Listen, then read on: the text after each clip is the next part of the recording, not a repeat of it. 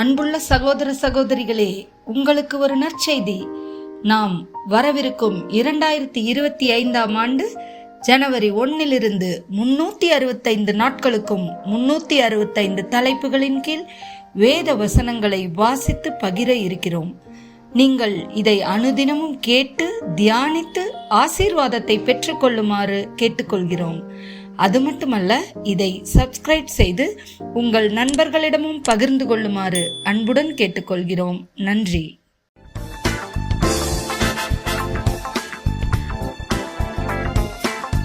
இன்று நாள் 217.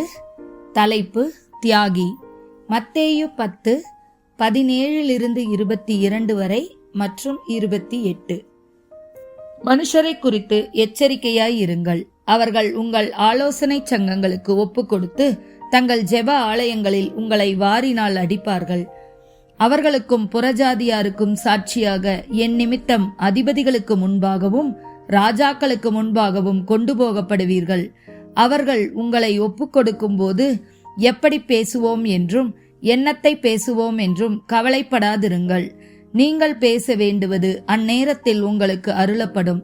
பேசுகிறவர்கள் நீங்கள் அல்ல, உங்கள் பிதாவின் ஆவியானவரே உங்களிலிருந்து பேசுகிறவர். சகோதரன் தன் சகோதரனையும் தகப்பன் தன் பிள்ளையையும் மரணத்துக்கு ஒப்பு கொடுப்பார்கள். பெற்றோர்க்கு விரோதமாய் பிள்ளைகள் எழும்பி அவர்களை கொலை செய்வார்கள். என் நாமத்து நிமித்தம் நீங்கள் எல்லாராலும் பகைப்படுவீர்கள். முடிவு பரியந்தம் நிலைத்திருப்பவனே ரட்சிக்கப்படுவான். ஆத்துமாவை கொல்ல வல்லவர்களாயிராமல் சரீரத்தை மாத்திரம் கொல்லுகிறவர்களுக்கு நீங்கள் பயப்பட வேண்டாம்.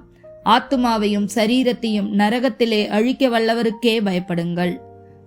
மத்தேயு 24:7-9 வரை. ஜனத்துக்கு விரோதமாய் ஜனமும் ராஜ்யத்துக்கு விரோதமாய் ராஜ்யமும் எழும்பும். பஞ்சங்களும் கொள்ளை நோய்களும் பூமி அதிர்ச்சிகளும் பல இடங்களில் உண்டாகும். இவைகள் எல்லாம் வேதனைகளுக்கு ஆரம்பம். அப்பொழுது உங்களை உபத்திரவங்களுக்கு ஒப்பு கொடுத்து உங்களை கொலை செய்வார்கள். என் நாமத்து நிமித்தம் நீங்கள் சகல ஜனங்களாலும் பகைக்கப்படுவீர்கள். லூக்கா 21:12-13. இவைகள் எல்லாம் நடப்பதற்கு முன்னே என் நாமத்து நிமித்தம் அவர்கள் உங்களை பிடித்து ஜெப ஆலயங்களுக்கும் சிறைச்சாலைகளுக்கும் ஒப்பு கொடுத்து ராஜாக்கள் முன்பாகவும் அதிபதிகள் முன்பாகவும் உங்களை இழுத்து துன்பப்படுத்துவார்கள். ஆனாலும் அது உங்களுக்கு சாட்சியாவதற்கு ஏதுவாய் இருக்கும். வெளிப்படுத்தின விசேஷம் 6:9-11 வரை.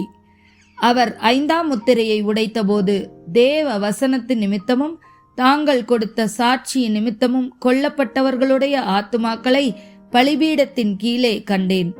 அவர்கள் பரிசுத்தமும் சத்தியமும் உள்ள ஆண்டவரே, தேவரீர் பூமியின் மேல் குடியிருக்கிறவர்களிடத்தில் எங்கள் இரத்தத்தை குறித்து எதுவரைக்கும் நியாயத்தீர்ப்பு செய்யாமலும் பழிவாங்காமலும் இருப்பீர் என்று மகா சத்தமிட்டு கூப்பிட்டார்கள்.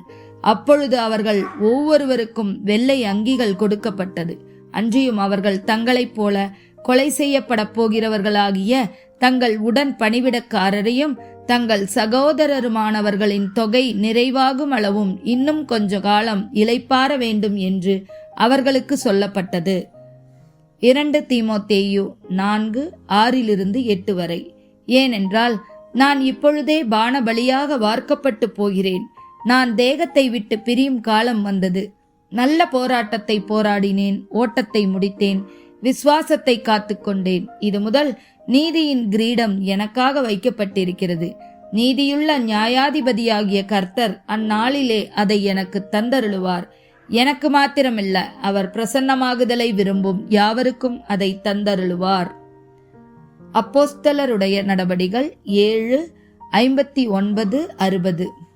அப்பொழுது கர்த்தராகிய இயேசுவே, என் ஆவியை ஏற்றுக்கொள்ளும் என்று ஸ்தோவான் தொழுது கொள்கையில் அவனை கல்லெறிந்தார்கள். அவனோ முழங்காற்படியிட்டு, ஆண்டவரே, இவர்கள் மேல் இந்த பாவத்தை சுமத்தாதிரும் என்று மிகுந்த சத்தமிட்டு சொன்னான். இப்படி சொல்லி நித்திரையடைந்தான். மத்தேயு 5:10-12 வரை. நீதி நிமித்தம் துன்பப்படுகிறவர்கள் பாக்கியவான்கள், பரலோக ராஜ்யம் அவர்களுடையது. என் நிமித்தம் உங்களை நிந்தித்து துன்பப்படுத்தி பலவிதமான தீமையான மொழிகளையும் உங்கள் பேரில் பொய்யாய் சொல்வார்களானால் பாக்கியவான்களாய் இருப்பீர்கள். சந்தோஷப்பட்டு களி கூறுங்கள், பரலோகத்தில் உங்கள் பலன் மிகுதியாய் இருக்கும். உங்களுக்கு முன்னிருந்த தீர்க்கதரிசிகளையும் அப்படியே துன்பப்படுத்தினார்களே. ஆமேன்.